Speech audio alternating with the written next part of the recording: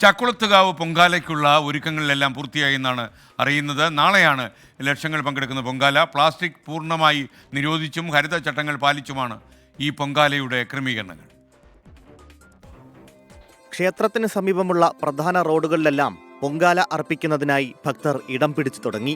പൊങ്കാലയുടെ സുഗമമായ നടത്തിപ്പിന് വിപുലമായ ക്രമീകരണങ്ങളാണ് ക്ഷേത്രം ട്രസ്റ്റിന്റെ നേതൃത്വത്തിൽ ഏർപ്പെടുത്തിയിരിക്കുന്നത്.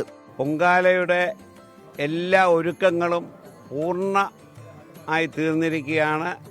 പൊങ്കാലയ്ക്ക് നാടിൻ്റെ നാനാഭാഗങ്ങളിൽ നിന്നും എത്തുന്ന തീർത്ഥാടകർക്കും ഭക്തജനങ്ങൾക്കും എല്ലാവിധ സൗകര്യങ്ങളും ഒരുക്കിക്കഴിഞ്ഞിരിക്കുകയാണ്.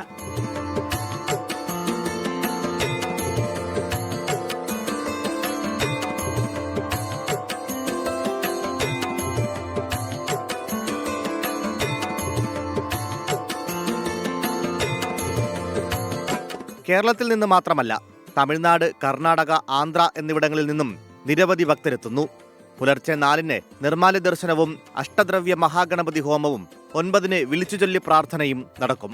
തുടർന്ന് ക്ഷേത്ര ശ്രീകോവിലിലെ കെടാവിളക്കിൽ നിന്നും ട്രസ്റ്റ് പ്രസിഡന്റും മുഖ്യ കാര്യദർശിയുമായ സദ്ഗുരു രാധാകൃഷ്ണൻ നമ്പൂതിരി പണ്ടാരടുപ്പിൽ അഗ്നി പകരും.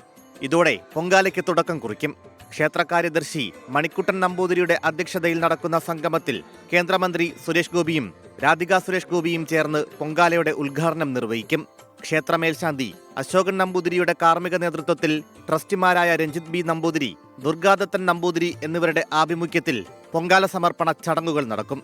24 ആലപ്പുഴ.